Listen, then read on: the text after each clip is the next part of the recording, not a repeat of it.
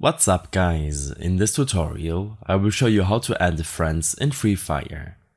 This should be quite an easy tutorial. For more information, click on the first link in the description below. Open up Free Fire and tap on the social icon on the top right of your screen. In the Add tab, you can enter the username or player ID of the player you wish to add on the top right.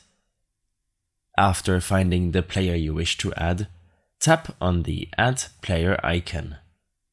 This will send a friend request to the player in case the player is in the same region. When selecting the Network button, you can see some players in your network which you can add from here. If none of this works for you, then you can also add a player using a custom link. To do so, simply tap on the blue link icon on the bottom right of the Add Player section.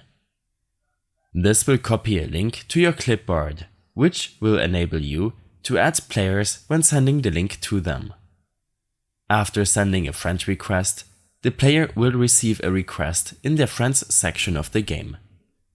In case you have any further issues or problems following this tutorial, then I suggest following my extensive guide linked in the description below. I hope this helped you out. Leave a comment if you have any questions and see you in the next one.